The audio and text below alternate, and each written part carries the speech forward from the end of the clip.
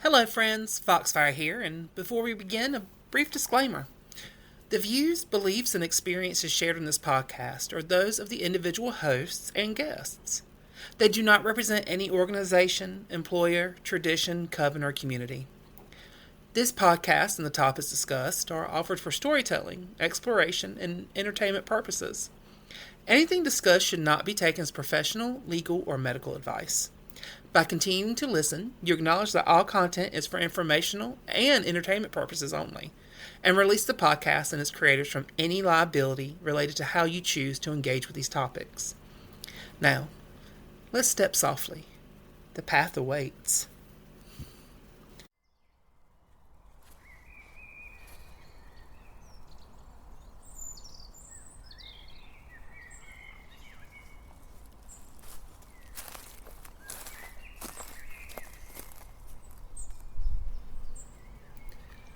Gather beneath ancient branches and winding forest trails to explore the sacred secrets that linger in the dark. Welcome, friends, to the Hollow and Bow podcast.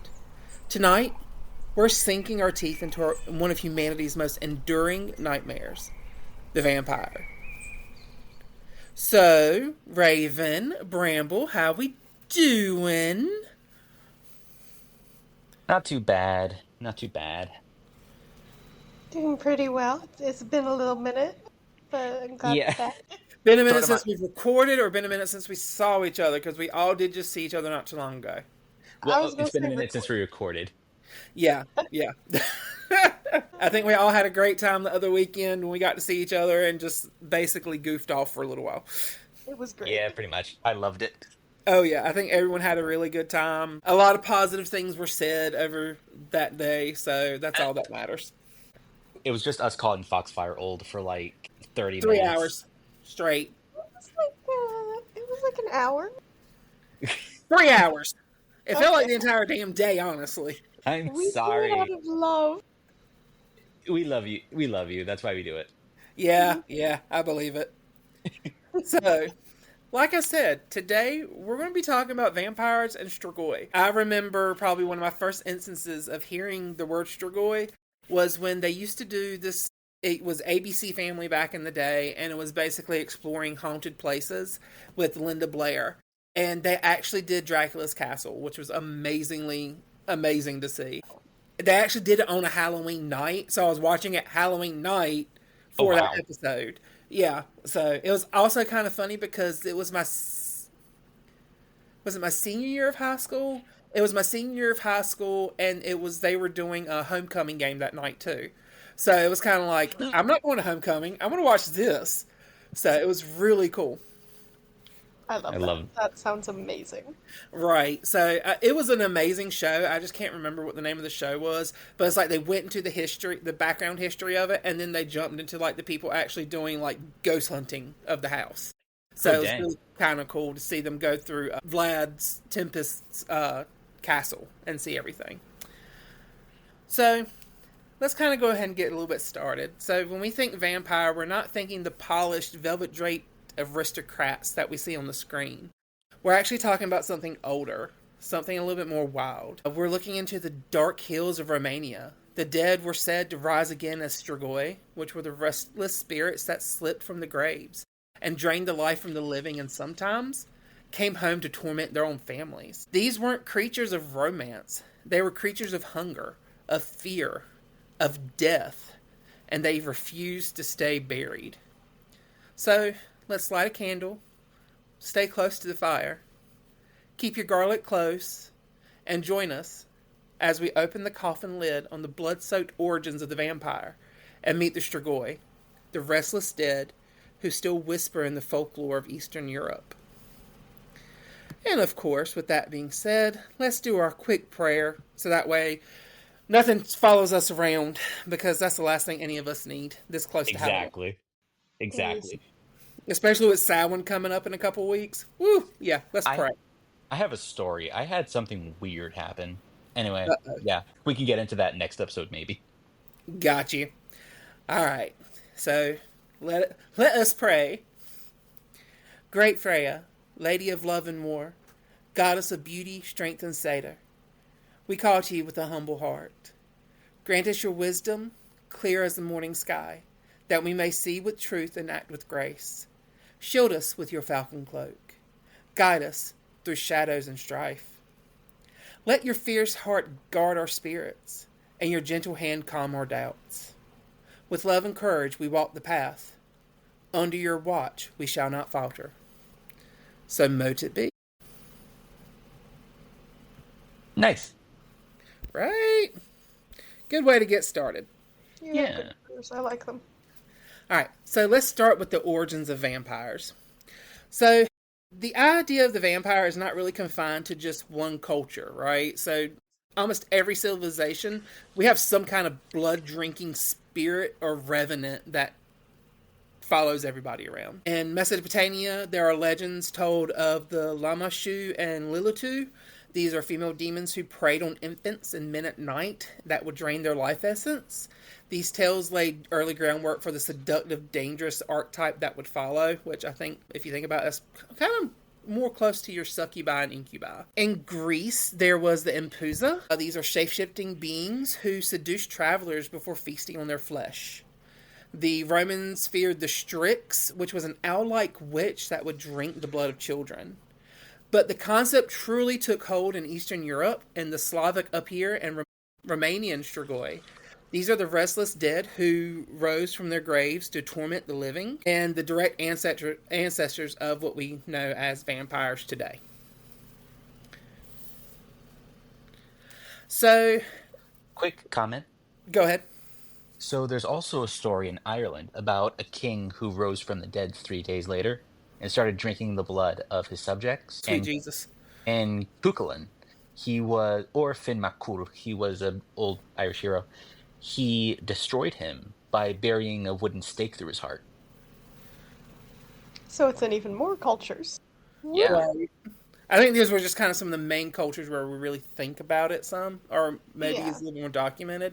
Because Cuchulainn was kind of one of the biggest Irish heroes you could kind of think of.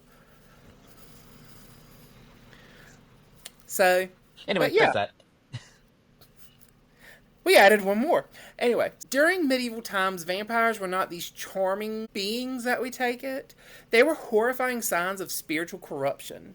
Superstition and disease would run rampant, and of course, unexplained deaths, they were often blamed on our dead returning to feed on the living. Graves would be dug up, and corpses showing any signs of decomposition, like bloating or bleeding at the mouth, were mistaken as proof of vampires, because you have to think about it. Back then, we didn't do all the embalming that we do now, where we basically drain everything out your body and then like pump you full of formaldehyde. So when this would happen, villagers would actually stake, decapitate, or burn the bodies to stop whatever plague was going on. These stories would spread like wildfire through Eastern Europe, particularly in regions like Transylvania, Serbia, and Poland, creating a shared mythos of the blood-drinking undead. Fear, faith, and folklore would intertwine and form the basis of our vampire religions. So the vampire evolved from this peasant nightmare to aristocratic legend. So back in 1819, John Polidori's The Vampire introduced the idea of a refined noble vampire modeled loosely after Lord Byron. No longer this decaying corpse, but this vampire was elegant, manipulative, and cultured. And then, 1897, Bram Stoker came out with his Dracula, which cemented this myth, that Count Dracula was both a monster and a metaphor, and he represented the fear of the foreign, of disease, and of forbidden desire. From that point on, vampires soon became reflections of whatever humanity feared most, whether it was sexuality, power, or loss of control. Now, as time has gone on, and, kind of looking at how vampires have changed a little bit, which we're going to talk about the modern vampire more, Anne Rice's interview with the vampire gave the introspection tragedy, that these creatures were cursed with immortality and a conscience. And then we had Buffy the Vampire Slayer, True Blood, and Twilight, where vampires started to straddle the line between romance and danger. I mean, nothing's hotter than something that could potentially break your neck and suck your blood out. That's what I'm saying. Oh, God. So each era of our vampires, we've reshaped them from these predators to philosophers, from this villain to this misunderstood anti-hero. And they embody our obsession with eternal youth and forbidden desire, this reflection of the human wish to transcend death, yet fear that what mortality would cost us. Which, when we think about immortality, we all know what it is. It's like, oh, the loss of friends, family, and everybody in between, and all that fun stuff.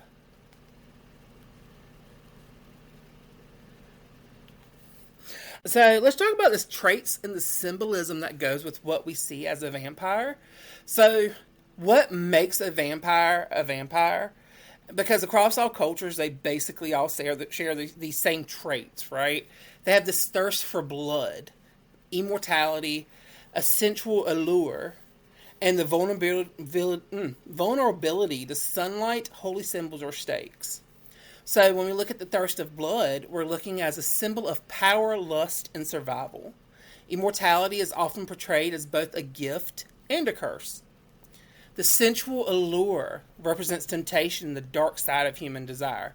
I mean, 50 Shades of Grey kind of covered it, but then, once you start introducing the vampires who... if you ever get a chance to read Laurel K. Hamilton's vampire series, I mean, you want to talk about sex-filled novels. Those things make... This sounds terrible to say this. It makes my Johnny tingle whenever I read those books. And I ain't got a Johnny. So...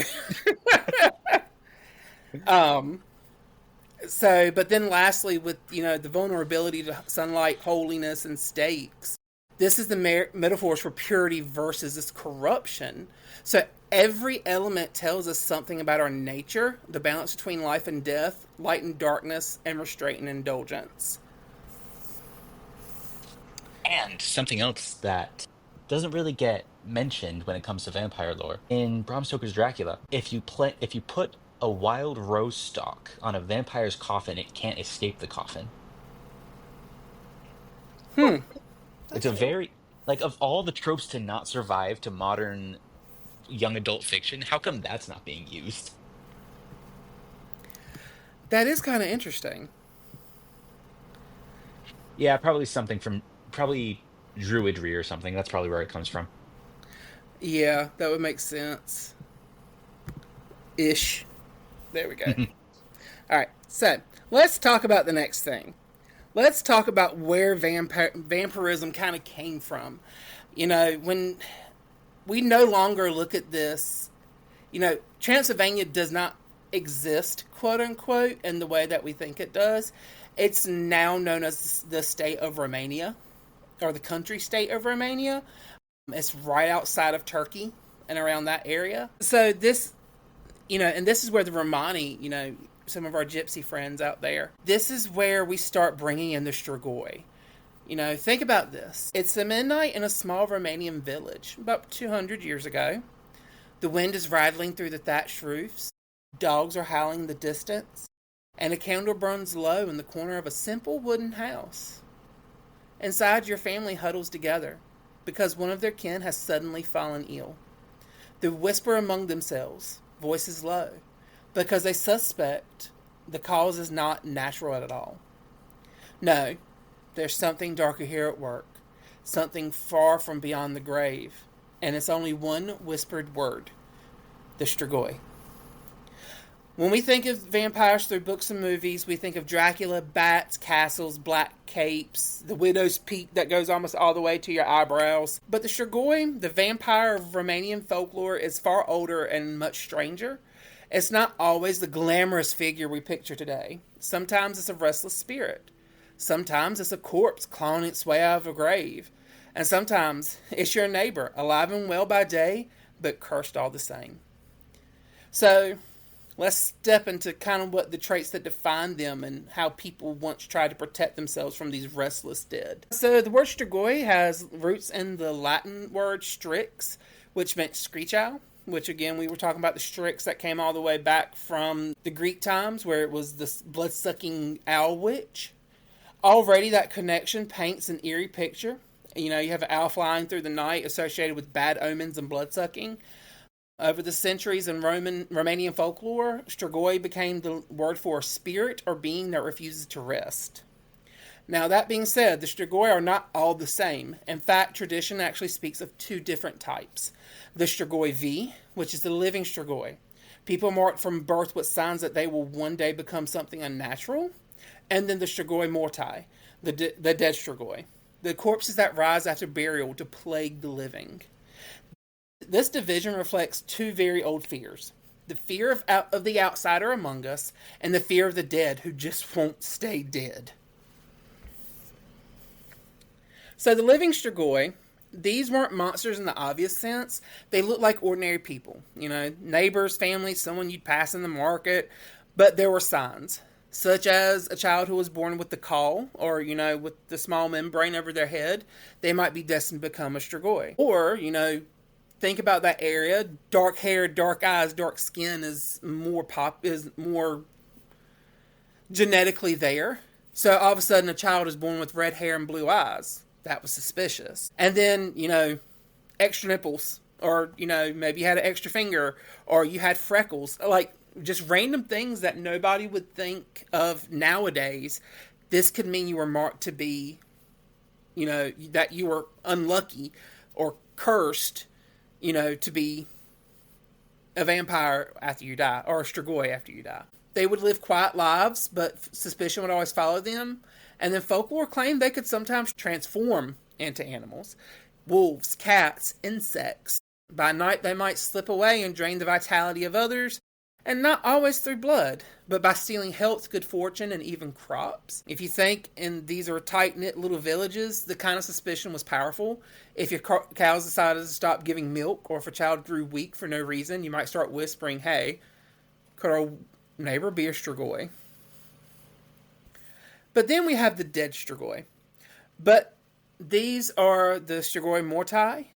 These were the corpses that didn't rest peacefully. People believed that some souls could not leave the body after death. Maybe the person had lived sinfully.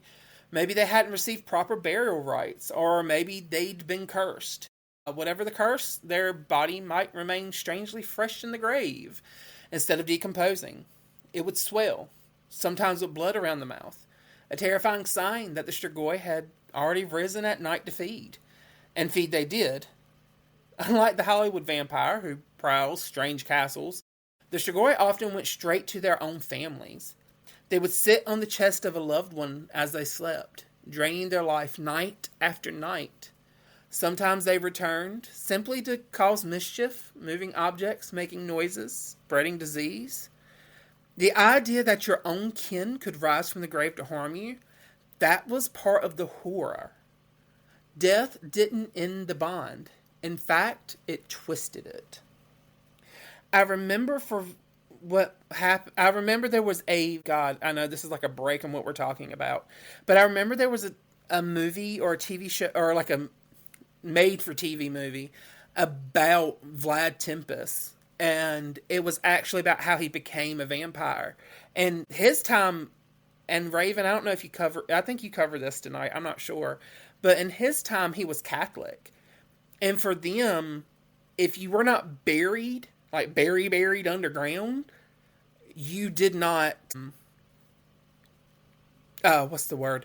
You didn't rest. You would actually come back as a Strigoi. And that's actually kind of interesting to think about, like the man who was actually, Vlad Dracul, he was the one that was he wasn't buried. He was basically put into a mausoleum and was above ground. So that's the reason why his spirit kept coming back. I believe that's correct. That sounds really interesting. I don't think I covered that element of it, but yeah. Like, it was just cool. Interesting in general about, like, there's so much lore about Vlad Tepes, what was it, 13th, I think, or Vlad Dracul, the blood drinker. Like, there's so much about him, like, just in legend, that the history and legend have, like, become very muddled together, because he was from a time where written history wasn't a thing. Anyway, back to Strigoi. So, what did people do about this? When they started realizing that their family was coming up from the dead, or if somebody was a living Strigoi, there's ways to identify and combat them. If a village suspected that someone had become one, they might dig up the grave. A normal corpse would decay, but a Strigoi's body might look fresh, bloated, or even flushed with color. That was the proof. And then came the rituals. Some were preventative. Burying the body face down so that it tried to claw upward, it would dig deeper instead. Placing a sickle across the chest to slice the strigoi if it rose. Sprinkling garlic or placing poppy seeds in the coffin. If these precautions failed, stronger measures followed. The heart might be removed and burned. A wooden stake might be driven through the chest. Sometimes the body was decapitated and the head placed between the legs or thrown into a river. These acts might sound brutal, but to these villagers, they weren't acts of cruelty.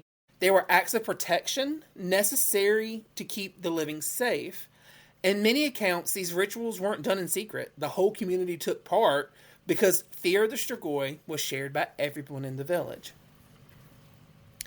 Now, if we step back and from the fear and the look at strigoi symbolically, they begin to represent more than just monsters. They are the embodiment of anxieties around death and the afterlife. In a world where medicine was scarce and sudden illness common, it made sense to explain tragedy through the idea of the supernatural and the strigoi. They also reinforce mortality. If you had a bad life, you might come back restless, cursed, and wonder. And they emphasize the importance of ritual. Bury someone properly, perform the right rites, and you kept the world in balance.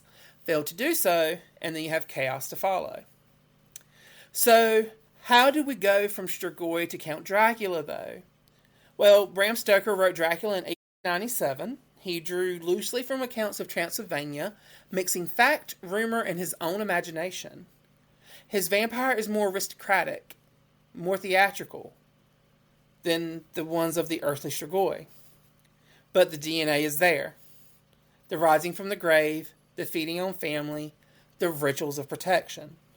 Such as, you can't see a vampire in mirrors, or vampires did not cast reflections. Back in that time, mirrors were made of polished silver, or would have a polished silver backing, which is why, old mirrors were, because, silver is a holy metal. It didn't reflect, because how can it? It's a holy item.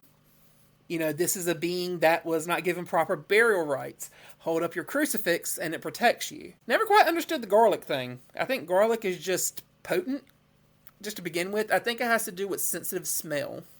It also has, in herbal lore, garlic has some protective qualities, so it might go back to, the idea of, druidism and, plant husbandry for healing and stuff like that, too. I mean, Got all throughout history, evil has not liked stinky things. I mean, if you look at the if you look at the story of Osmodeus, the way, way old Levantine story of Osmodeus, he was driven away by fish guts. Ew. Yeah. So yeah, evil things don't like stinky things. Oh, what was it? Oh, I was watching the Chilling Adventures of Sabrina again Oh because I God. was. I mean, it's a good show. Plus, some of the guys are really cute. Of course. Of course. But then they're sitting there and they're hanging garlic everywhere, and they're like, "Yeah, garlic keeps the devil or keeps Lucifer at bay because he doesn't like smelly things." And I'm like, "That's funny." Well, it's true. So it's interesting, there's a lot of ways that we're able, like the stake through the heart. I mean, anything takes a stake through the heart, it's going to kill it. Yeah. I mean, let's be honest. Jesus reference. Wait a minute. Now that I think about it, Jesus reference question mark? Which one? Stake through the heart? Well, the cross was never through his heart, but maybe there's something there about I'm just gonna toot the horn of a series that I find absolutely awesome. It's about werewolves and vampires and all these different things, and of course there's a heroine. I think it's the Jane Yellowrock series or something like that, where the author created a really cool origin story for vampires. That they're hmm. the descendants of Judas. Oh, And wow. that's Oh why wow. crosses work against them. Oh wow. Yeah. That was really cool. Huh. But yeah, it's just, I even think that, what was it? I even think that the Sabrina show on Netflix touched that as well, saying that, one of Judas's descendants was Dracula, which was interesting. Hmm. It's just kind of interesting how things have changed over time. How stuff is starting to interconnect the old stuff and not so much the newer, like vampires are this sexual being and everything. But if you think about it, the Strigoi kind of help the modern vampire myth, and even if they remain rougher, stranger, and more deeply tied to their cultural roots than what our vampires are today. So when we think of vampires, we shouldn't think of just Dracula's Kate, but of the Strigoi, which are the restless dead of Romanian folklore. We should think of the villagers watching the shadows at night, guarding against a loved one who might come knocking from beyond the grave. Because at its heart, the Strigoi isn't only about monsters, it's about us, our fears of death, and our longing for order, and our uneasy sense that sometimes the past doesn't stay buried. And Raven, I believe you're supposed to keep on going, because you're supposed to talk about... Raven, that's your cue. I'm here, I I think we're promise. going I to was talk just about dealing with a cat. I had to Jesus. I had to shave one of my cats because he got a mat, and Uh, now he's like laying on me because he claims he's cold even though it's like 70 degrees. oh gosh.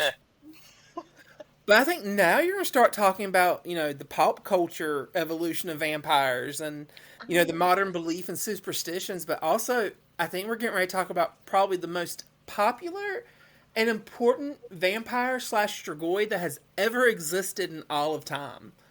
Edward Cullen. Oh god, no. We're talking about Vampires don't Dracula. sparkle. We're To me, talking those... about Dracula. I was about to say, vampires don't sparkle. Those vampires Oh. are fey. That's what's going on with I them. mean, unless they got really into using body glitter, Oh my gosh. maybe they thought Honestly, it I had like can see. reflective, save them from the sun. I don't know. But no. The Honestly, anti-vampires, I can get into it. Children of the Night, what music they make. Let's dive into the dark heart of one of history and fiction's most enduring figures, Dracula, after this brief break.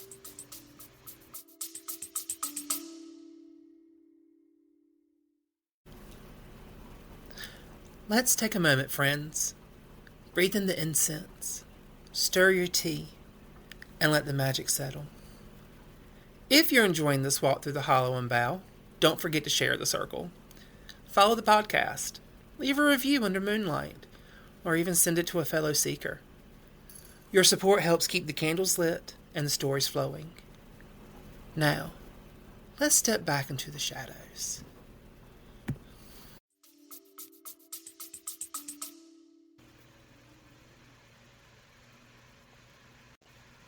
Welcome back.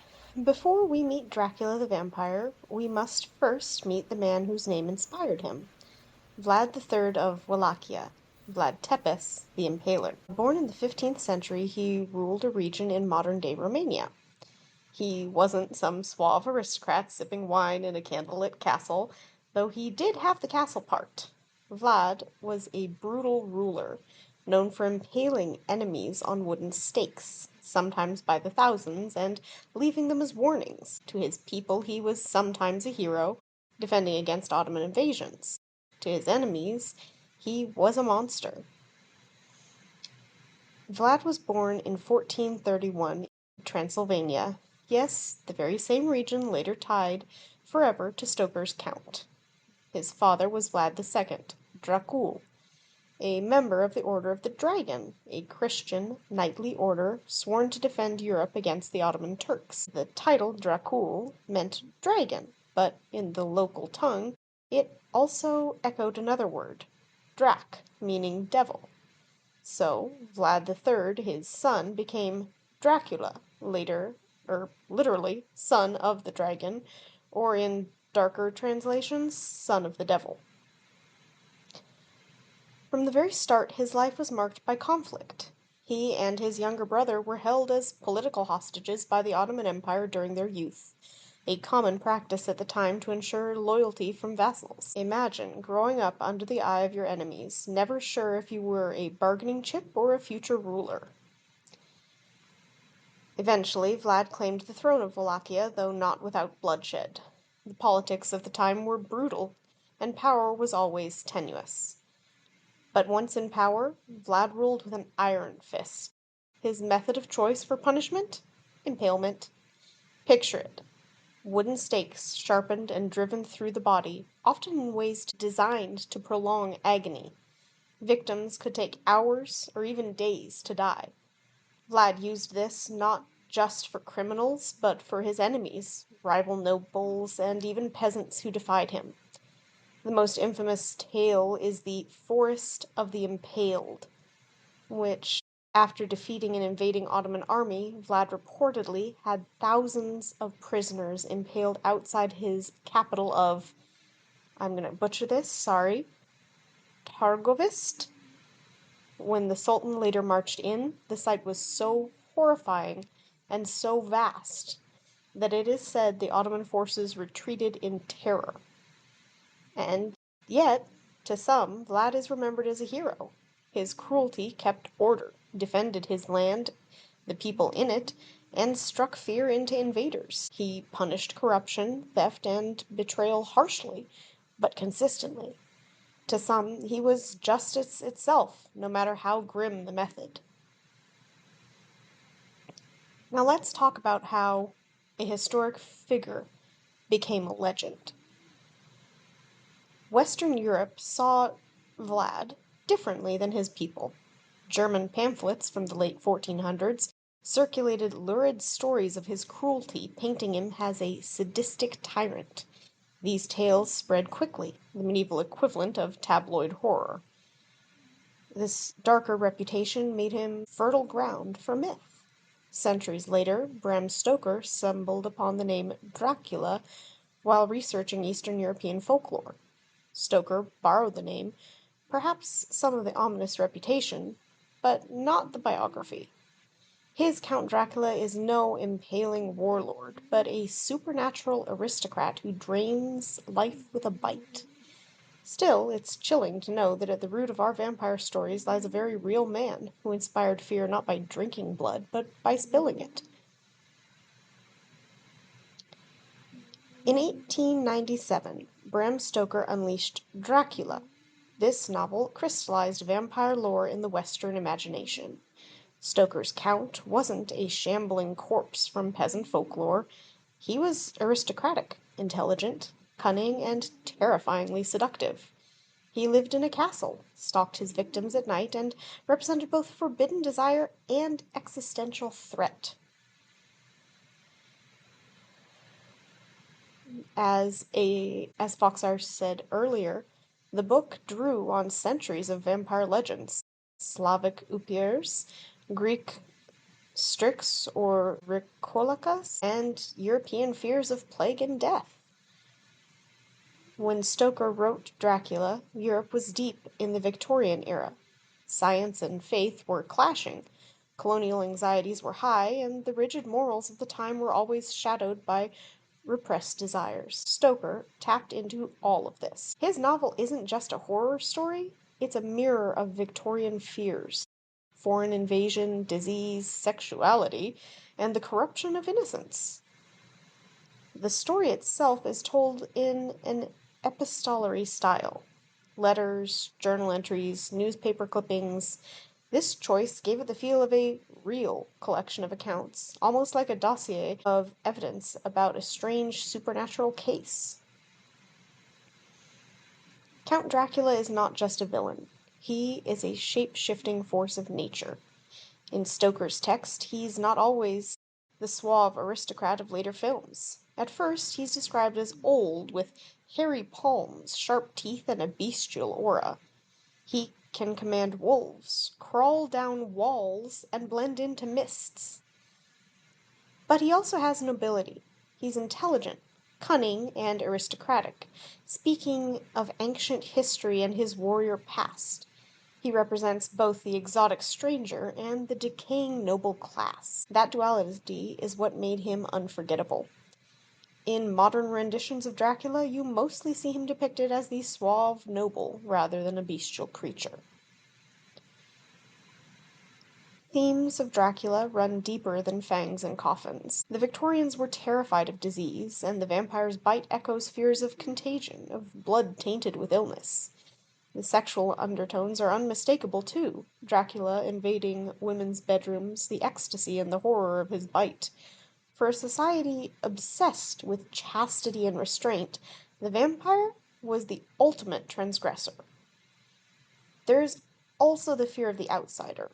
Dracula comes from the mysterious East, Transylvania, and invades England, threatening to corrupt its women and overthrow its values.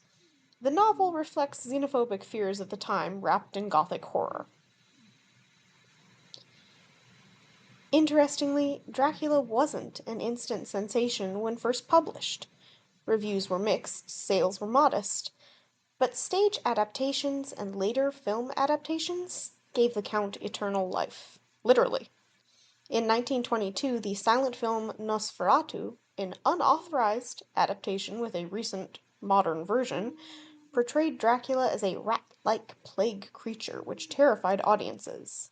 In 1931, Bela Lugosi gave him his first major Hollywood face, slicked hair, a sweeping cape, and that unforgettable Hungarian accent. I never drink wine.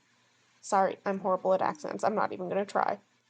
Lugosi's Dracula set the I standard for never drink generations. wine. There we go. Great, thanks. I will suck your blood. There we go. There you I go. was I was going to say I've seen the newer adaptation of Nosferatu that they did. It was actually really good and really well done. It made me pee my pants a little bit because it was Oh kind of yeah, creepy and bloody, but it's supposed to be. it was amazing. Like I'm not a big bloody person, but just how the story unfolded and how everything did the story. They didn't stick to the rat-like creature like the original did. It actually felt more like watching if Dracula was an old man, not a young, sexy being, which kind of goes with like a desiccated corpse coming to see you at night. So it was really good. I haven't Highly seen that one. I'll recommend. have to look at 8 out of 10 do recommend. it. Anyway, Lugosi's Dracula set the standard for generations. But then, in the 1950s and 60s, Hammer Horror reinvented the Count with Christopher Lee. Tall, commanding, with blood dripping down his fangs. Lee made vampires frightening and sensual all at once. And that's when vampires became not just monsters, but creatures of allure. And as we're moving more into the modern period, we're going to touch a little bit on some of the things that Foxfyre had discussed earlier. So, since his first screen appearance, Dracula and vampires have been endlessly reimagined. Terrifying, romantic, even comedic. But every vampire we know today, from Anne Rice's Lestat to Buffy's Spike, even to Edward Cullen and his glittery skin, they carry Stoker's fingerprints. So, in 1977, Rice gave us Interview with the Vampire. This book cracked open a new era for vampire fiction. Instead of the vampire as a monster, she gave us Lewis and Lestat. Tragic, beautiful immortals full of longing, moral conflict, and charisma. Rice's vampires questioned the meaning of life and eternity. They wrestled with morality, religion, and loneliness. They were decadent, sensual, and undeniably alluring. With Rice, vampires became more than predators. They became symbols of eternal youth, forbidden love, and philosophical rebellion.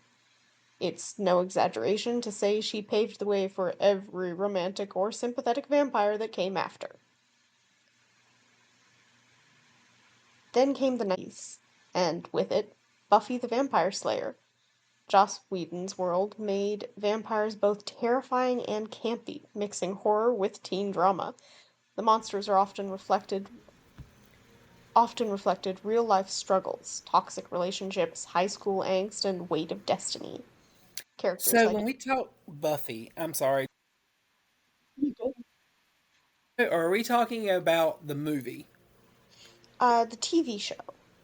Okay, if you ever get a chance to watch the Buffy the Vampire Slayer movie, which was made in the 90s, which was supposed to be more of kind of like how the original feel was supposed to be, which was a lot more campy than what the TV show came out to be. Hmm. It's freaking hilarious because it shows Buffy exactly as we see her at Sunnydale. You know, she's the bleach blonde, a little ditzy, you know, or excuse me, with the TV show, she's bleach blonde, little ditzy, like I'm this high class, I'm this elite, you know, my family has money kind of feel kind of girl.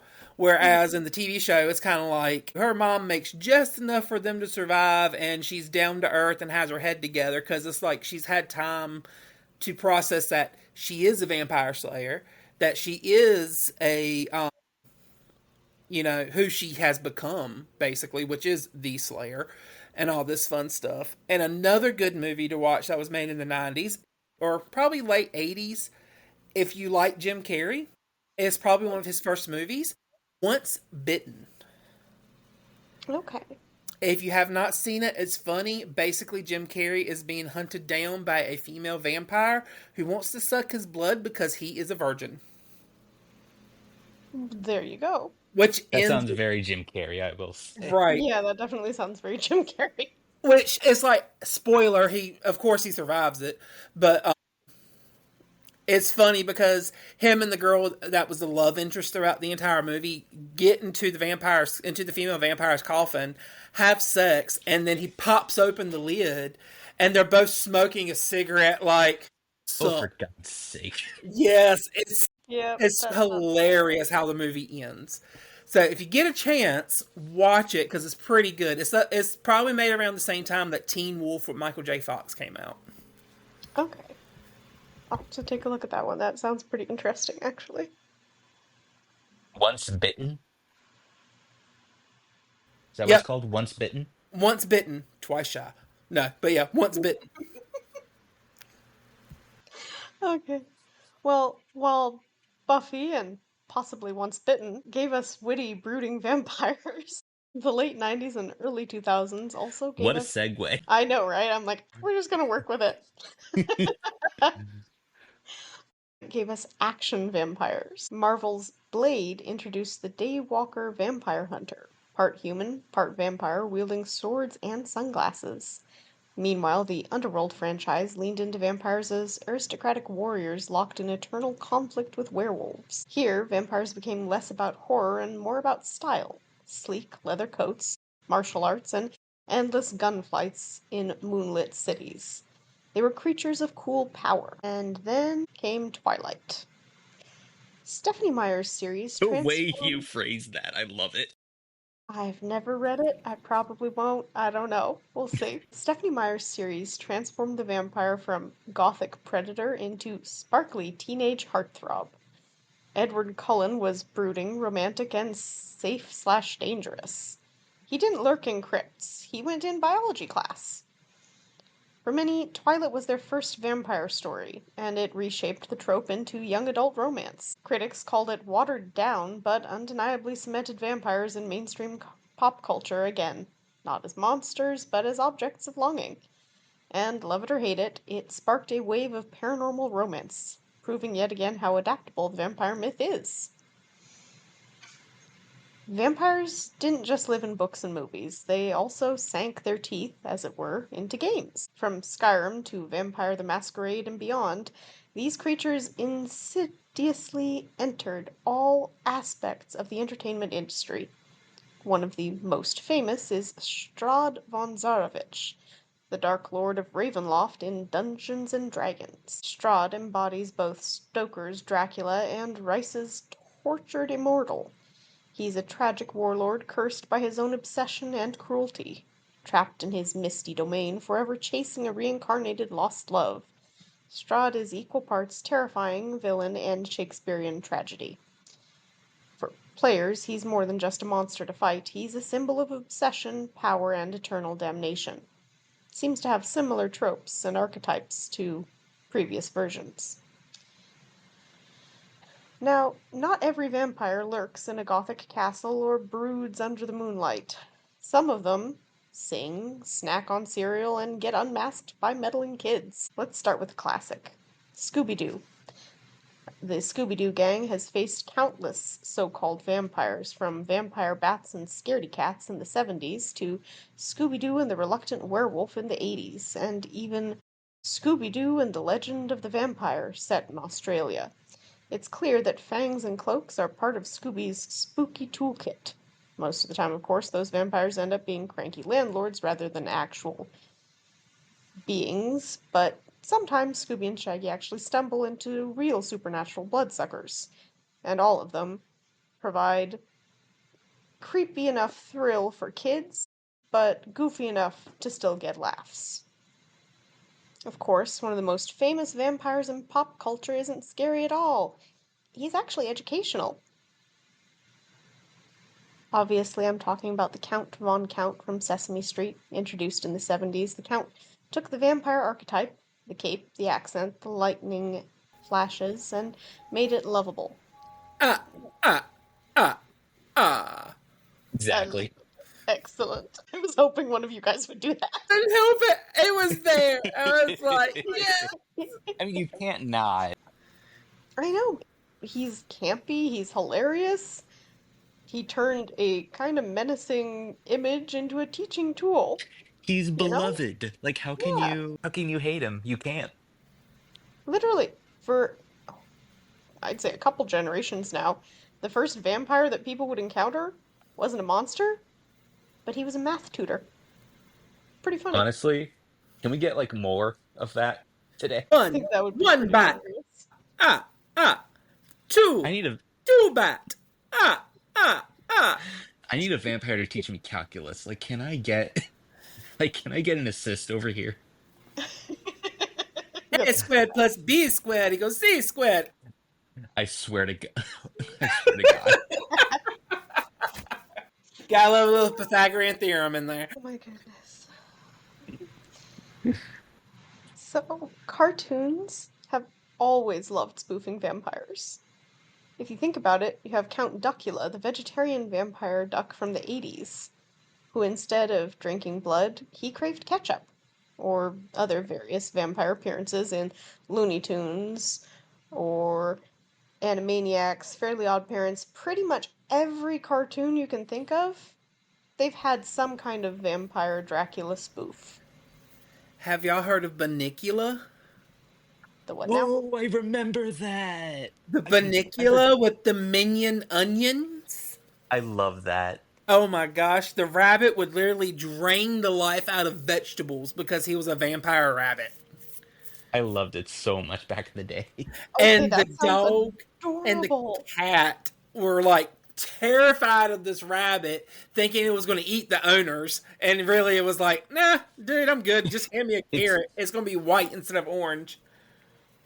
And what's That is best is, hilarious. and the cat was super paranoid about it, but the dog was kind of hesitant about it. Like the cat was so verbal about how much of a vampire the bunny was. And Let's the call it what it bunny- is. The dog was probably dumb as hell, Yeah. while the cat was supposed to be the sophisticated, internally smart being. Mm-hmm. Wow. I remember vividly this one chapter. They heard putting a stake through its heart, so they get out a slab of meat and they drape it over the rabbit and start punching the rabbit through the stake. Oh my gosh. Yeah, it's like the story is so cute for something that was probably written in the 70s. That... Okay, I'm gonna have to look at that because that absolutely sounds adorable. It is. I It don't know if the absolutely book is actually called Banicula, but I think It it's something around that. I'm pretty sure it's Banicula, yeah. Okay. Well, that just adds to my reading list. Dang it, y'all. We're at 20 pages now. So, we have like all these really cute cartoon versions of vampires. But one of the most recent adaptations or versions of the myth came out this year, actually. Are we talking about Sinners? Hold Oh, up, are we yes, we're talking about Sinners? Sinners. Of course we Hell are. yes. Are I you love kidding Sinners. me? I love How could I not? Remick. It is an amazing masterpiece. You said Remy, It is. right? Remick. Remick. I thought you said a completely different word that sounds very similar. That is not the same thing as Remick. No, we're not talking about the rat. We're talking Oh about no. the Irish. We're talking about the Irish vampire. Oh no, I was talking about something completely different. Oh, I oh, didn't oh. go too in depth in this one because it's like a little newer, so if people haven't seen it yet, I don't want to do too many spoilers. Hmm. But we're doing like a little overview of sorts. So, the movie Sinners, it's a new interpretation of vampiric legend, one that bleeds not just from the neck, but from history itself. This isn't the powdered aristocrat of Transylvania or the glittering immortal of teenage dreams. No. In Sinners, the vampire wears a human face. Don't mind my dog in the background. Speaks with a preacher's tongue, and hides in plain sight beneath the slow heat of the Mississippi sun.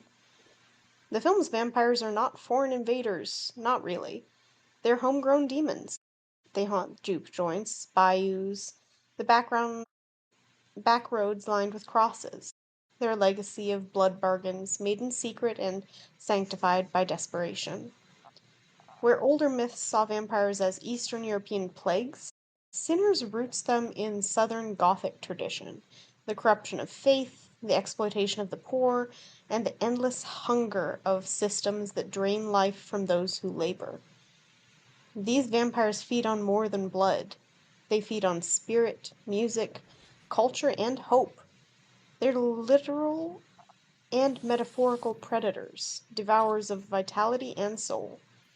Vampirism here is deeply intertwined with Southern myth and religion. You can feel the ghost of Robert Johnson's Crossroads legend humming beneath it all. Only this time, the deal with the devil isn't a whispered midnight pact. It's systemic. It's generational.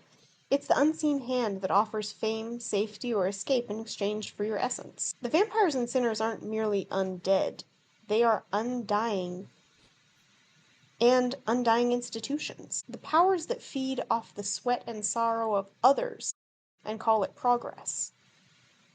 Their immortality is social, not just biological. It's the endless recycling of exploitation under new faces, new names, and new eras. Unlike classical lore, these vampires can walk by day. They're respectable. They sit in the church pews next to you. They shake your hand. They're smiling faces that perpetuate harm in the open beneath the hot, unforgiving sun. And yet, the idea of redemption, of escaping the monster, still hums in the background.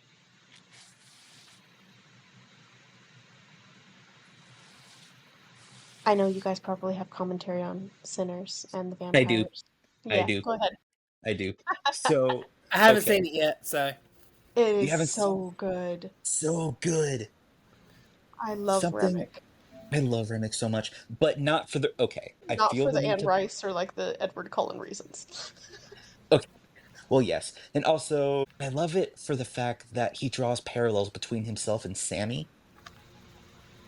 Like he talks about how Christianity overtook Irish paganism. Mm-hmm. He talks about how the same system that enslaved Sammy took away his culture and how it's so brilliantly done and I love it. And the soundtrack is so good. Foxfyre, do you mind like a minor spoiler? go ahead.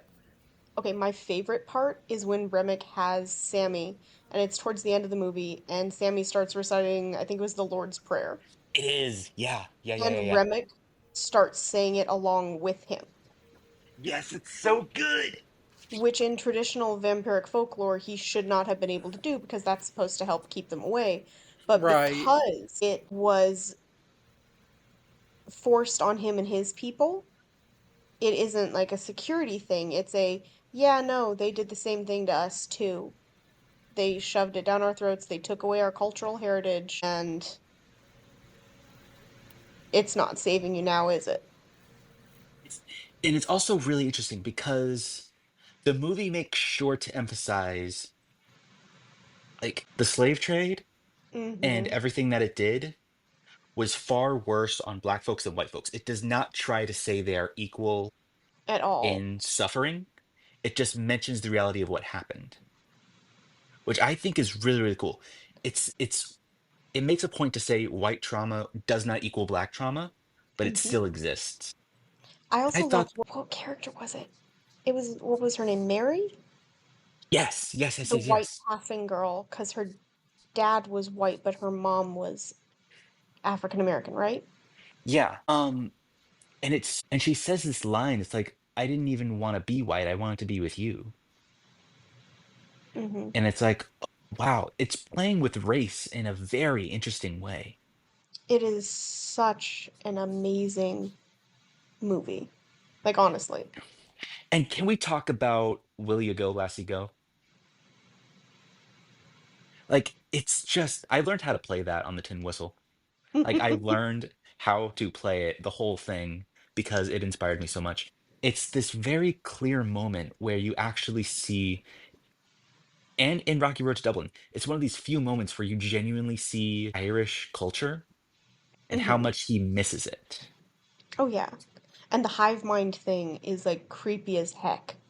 I love it, but it's also like, shit, he really does just want a family. Hmm. Like he genuinely wants his ancestral family back, and he doesn't know how to get it. So he turns to the closest thing he can find. Yeah. And unfortunately, that was the juke joint.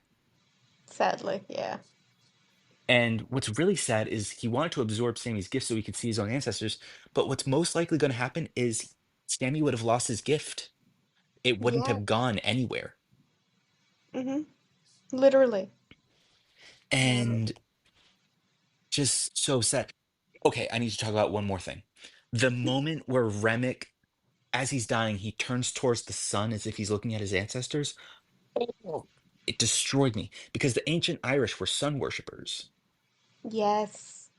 And it's this very clear moment. And like the violin starts playing, and he's finally rejoining his ancestors. Granted, it's in a tornado of flame, but he's finally rejoining his ancestors. Yeah, it's like he got released or it's amazing. Yes. Oh, No. anyway, that was a lot. I'm sorry.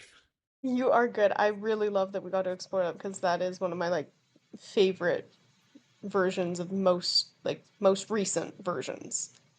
Okay, can we talk about that one line? It's like, are y'all clan? Sir. Okay, you know that those other two people were totally clan and he was having Oh, to be like yeah, beat them back and be like, no, no, no, no, no. absolutely. He was like keeping them, he was silencing them in his mind. I promise you. Most definitely. And the way he had to make like a quick pivot is so funny to me, like how he stutters.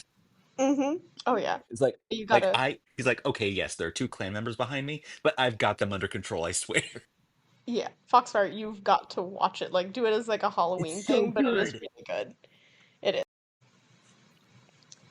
So, bringing it back in, what Anyway, ties all these versions together? Anne Rice's decadent immortals, Buffy's witty monsters, Twilight's glittering heartthrobs, Strahd's tragic villain, or Stack and Remick from Sinners. What ties them together is that vampires mirror the fears and desires of their time. In the 70s, they reflected questions about identity and rebellion. In the 90s, they mirrored teen angst and empowerment. And in the 2000s, they embodied romance and longing. In gaming, they become personalized villains and companions in our own stories. But now, in the 20s, when the world is re examining its own shadows and confronting the deep injustices woven through our systems, the vampire becomes more than a monster. It becomes a metaphor for the infection that thrives within complicity itself, the corruption that feeds quietly, generation after generation, until we mistake its hunger for normalcy.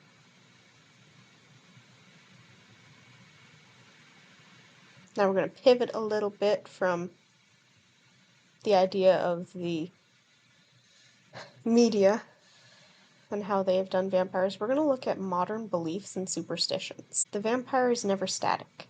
It shifts, adapts, reinvents itself just as it always has. A creature forever caught between death and life, desire and danger, fear and fascination. They say every myth hides a truth.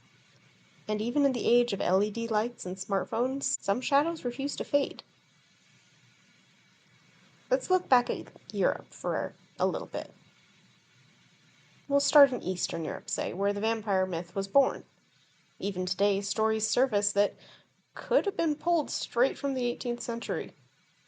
In Romania, particularly in what used to be Transylvania and Wallachia, elders still speak of the strigoi, restless spirits, that Foxfyre spoke of earlier. In 2004, villagers in Maratino de Sus, I have no idea how that is said, I hope I didn't butcher it too badly, made international headlines after they exhumed the body of a man they believed had returned from the grave. They removed his heart, burned it, and mixed the ashes into water for his relatives to drink, an act meant to protect them from his influence. Now, police arrested the 6 villagers, but the belief behind their actions was centuries old, that certain dead don't stay dead, and that their touch brings sickness, nightmares, or death. In Serbia, Bulgaria, and parts of Greece, occasional reports still emerge of graves reopened after unexplained deaths in a village. Sometimes these rituals happen quietly within families, never making the news. A coffin may be turned face down, or a wooden stake discreetly hammered in just in case. Even now, the fear runs deep enough that priests sometimes bless graves a second time, or recommend special burial rites, or rituals, or, iron spikes, chains, coins, or seeds placed in the mouth to distract the revenant from rising. When you come to the United States, the vampire panic made it here too, and it wasn't pretty. In 19th century New England, especially Rhode Island and Connecticut, families sometimes exhumed relatives they believed were feeding on the living from beyond the grave. The most famous case was Mercy Brown, said to be the first American vampire, a young woman who died of tuberculosis in 1892. When her family fell ill, townsfolk suspected vampirism. They exhumed her body and found her heart still full of blood. A natural preservation in the cold of the Northeast, but to them it was a sure sign. They burned her heart and fed the ashes to her brother, who had become sick, as a cure. It didn't work. He died soon after, and that was barely a century and a half ago. Modern historians see these events as early attempts to understand disease before germ theory took hold. Anthropologists say such practices often resurface during uncertain times, when illness spreads or when people feel powerless. It's an ancient form of control. If you can name the evil, you can fight it. Even in the 21st century, that instinct endures. Now, what is really fascinating is how enduring the rules are. That they have to be invited to enter your home or a building, that sunlight burns them, that, as we said earlier, garlic, silver, and holy water work against them. Most people might laugh at these rules, but deep down, those taboos hold power because they symbolize boundaries. Every culture has rituals to separate the living from the dead, the safe from the dangerous, the sacred from the profane. A closed door, a line of salt, a prayer of protection, they all serve the same purpose. To remind us that we have some control over what crosses our threshold and what hides in the dark. Even today, people who don't believe in vampires might still hang a crucifix by their bed or keep a protective charm near the window. Call it superstition, call it symbolism, but the instinct is ancient and enduring. Now, as superstition adapts to a world of psychology and spirit, the vampire transforms too, becoming at once a living subculture and a symbol of the invisible ways we drain and are drained, which I believe Foxfyre is going to go into, the modern vampires.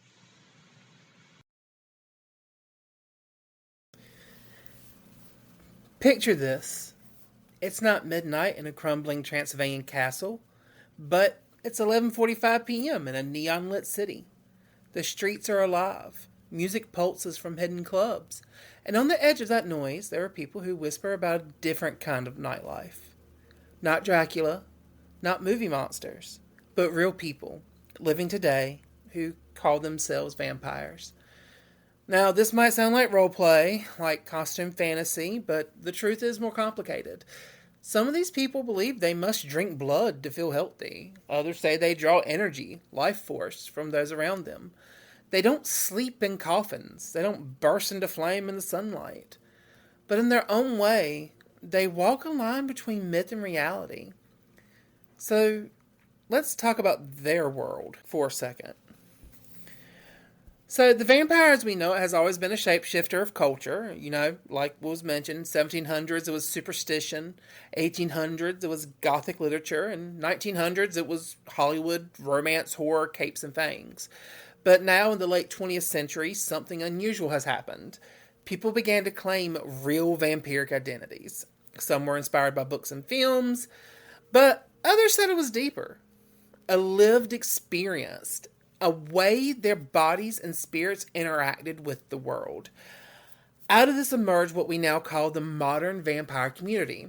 Not make-believe, but an organized network with codes, ethics, and practices. And within it, there are two main paths that stand out. We have our sanguine vampirism and psychic or energy vampirism. Let's talk about sanguine, because that one's a little bit more familiar. The word comes from the Latin word sanguis, meaning blood. These modern vampires claim their health and balance depend on consuming small amounts of human blood. Now, forget the Hollywood image of someone lunging for the jugular vein.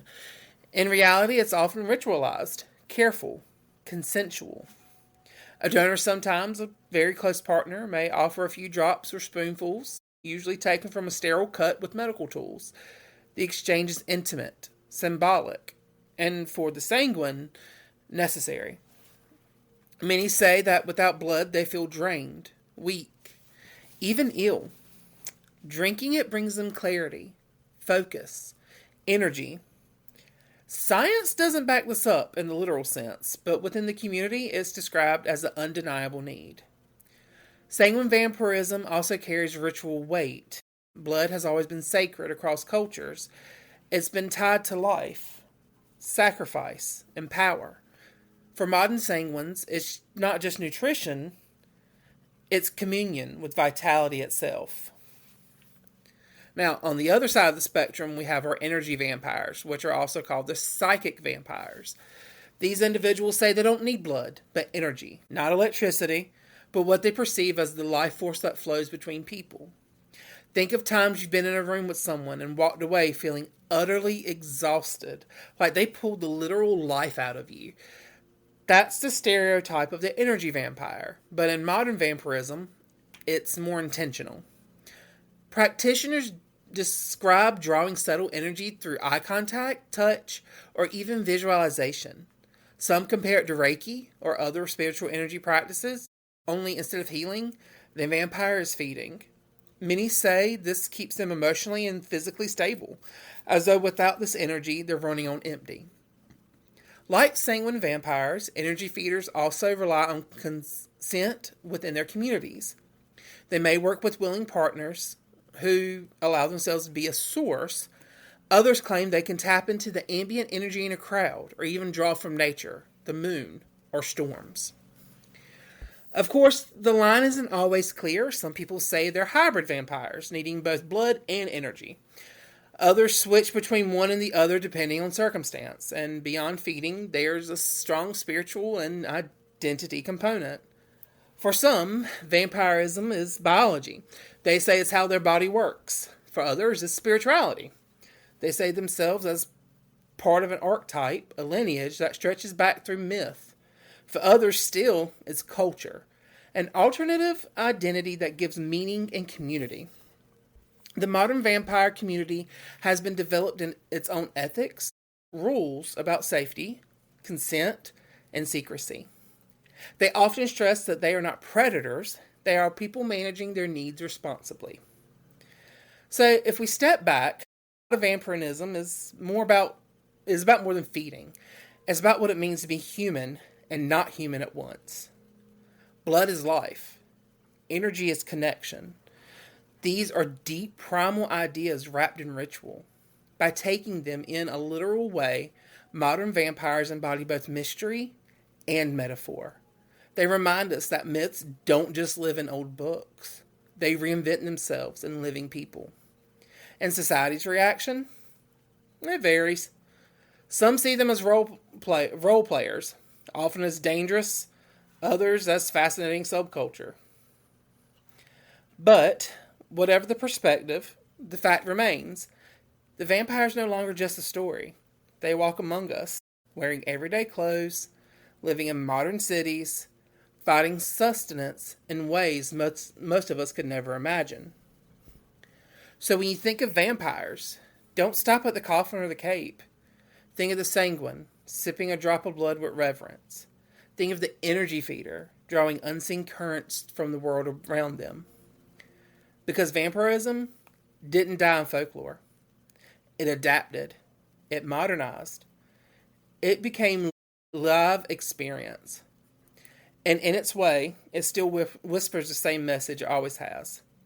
That life and the hunger for it is far stranger, deeper, and darker than what we think.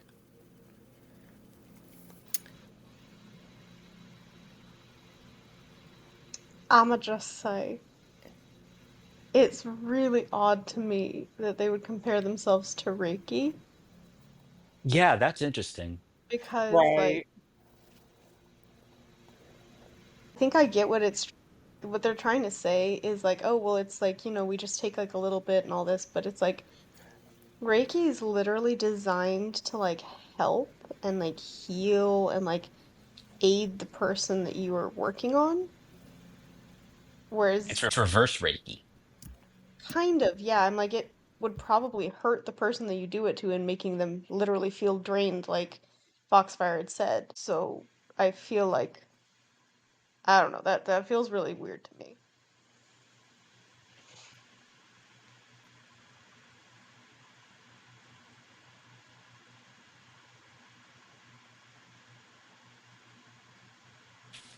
Any other comments or I don't know, I'm just still processing this. This has been a lot of information tonight. It is. I mean, back in the day, long time ago, when Yahoo Messenger was really big, I've met people who have, I don't want to say claim, I don't want to say believe, but people who are psychic vampires. And they're interesting people just in general. It's been so long since I've talked to them because, like I said, Yahoo Messenger back in the 2000s, early 2000s, I don't remember half the conversations I had. But they were interesting people to listen to because that also steps into a little bit of the otherkin side of things. People who believe that they are actual animals in human bodies, and then also the people who believe they come from Fey lineage as well. They exist. This all exists out there. There's these subcultures, and now literature has changed from what we used to see it as, the romantic. We say romantic literature when we talk about Bram Stoker because that's the time period. It was romantic literature. Yeah. But now we start reading, you know, Anne Rice, and that stuff is highly sexualized. It's highly energetic. Then the Laurel K. Hamilton series, you have, I don't, she wasn't a necromancer. They called her an animator.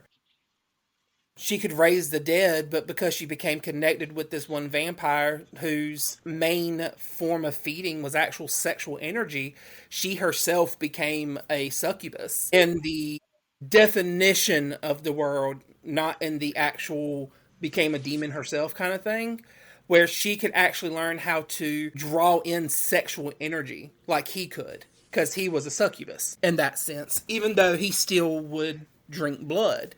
And I even remember him saying in the character that she attached to in the book, the vampire hunter. She even sat there and said he himself spoke of, I only do this when I can't get blood.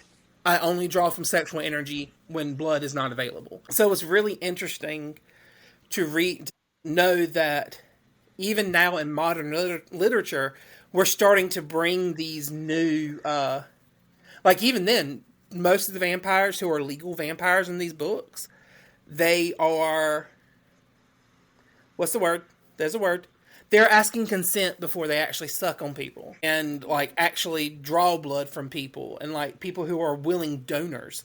So it's like these books are actually showing the modern vampirism side of the vampire lore that's coming about, while still also holding the, you can't wear, they can't wear silver, or they can't wear, or they can't do crucifixes. It's a really interesting.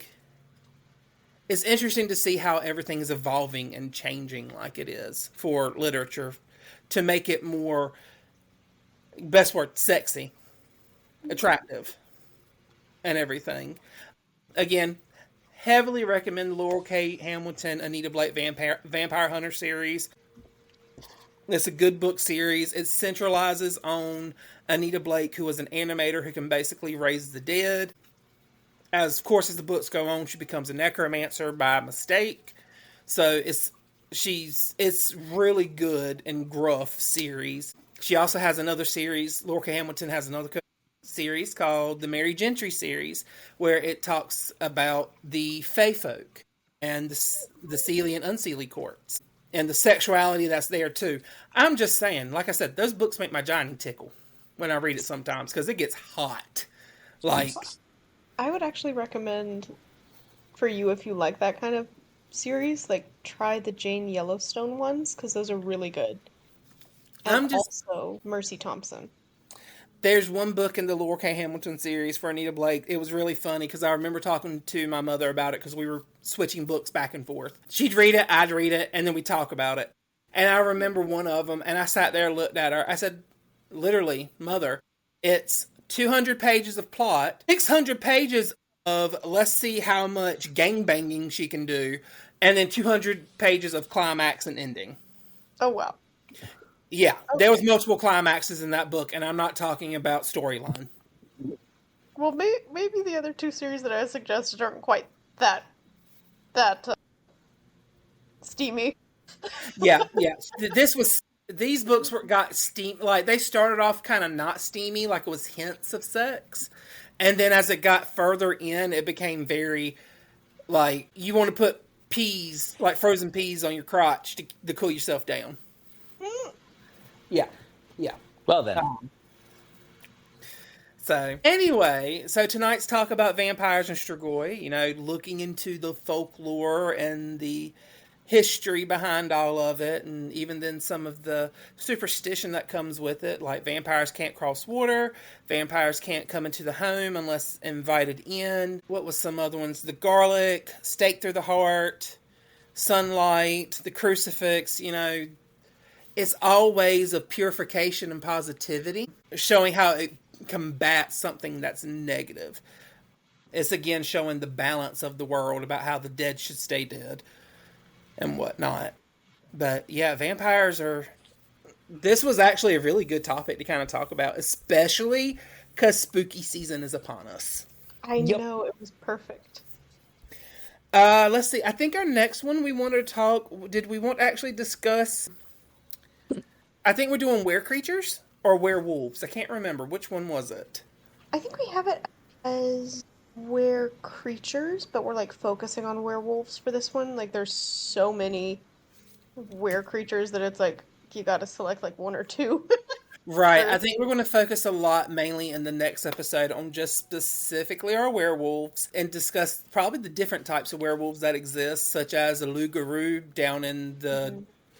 down in the New Orleans kind of area, and the dog man of some area. Like there's a whole lot of information on that too to kind of go into our Halloweeny spooky season. And then of course, because we have a very important holiday this month, we are looking at Samhain. It kills me to watch certain shows and they call it Samhain, and I'm like, it is not Samhain. This is not Sam's Haines. This is Samhain. And I think it's mainly because it's a Celt word. It's from that kind of stuff, and people, the pronunciation of stuff like that is probably lost to a lot of people. Except for those of us. What is it? Gaelic. Yep, Gaelic. as a lot of people don't know Gaelic, and only people who truly focus on Gaelic are typically those of us who are witch or witch adjacent. So, it's like, oh, we'll call it this. And it's like, yeah, can we not? Can we not? I actually have a coworker who is going to Scotland? Ireland. I can't remember which one she's going to. And she's going to be there during the Samhain festivals. Oh, fun. Oh, that's Jealous. One day I will make it to Salem and be with my people. But yeah, did we want to say anything else about vampires or anything like that? I have no more comments. Yeah, Mike, I think you covered everything really well. I know we kind of went into stuff, and yeah, we segued, but some of the stuff is interesting, especially how it's evolved. That's the biggest thing. It's evolved for each generation. I'm sure there's more we could go into, but I think this is good for one episode. Yeah. Right. So, before we do our outro prayer, hopefully everyone has enjoyed this recording. Tonight before you go to bed, say your prayers, hang your crucifixes, and, make sure you take that clove of garlic and put it across your neck a little bit harder tonight to keep them at bay. Now, unfortunately, I wish you're gonna have really weird dreams because of the garlic smell. But oh, I know. The only vampire we really truly have to worry about right now is Mosquito. Yeah. Literally. So, Bramble, Raven, good talk, good conversation. And if there's nothing else, I believe we're ready to step out the hollow and bow and do our outward prayer. All right. Hail Freya, bright lady of the Vanir, we thank you for your presence and your power. As we go forth, wrap your cloak around us, shield our steps, and guard our souls. Let no harm touch us, let no shadow follow us. With your love and strength we walk in peace, so mote it be. So as the fire dims, the trail fades, but the hollow and bough still hums softly with mystery. Join us again, friends, when the wind shifts and the shadows beckon. Blessed be. Thank you for walking the winding path with us. If something stirred your spirit or sparked your curiosity, we'd love to hear from you. Share your thoughts, stories, or topic suggestions with us using the link below, or leave a comment here or on our TikTok videos. Blessed be.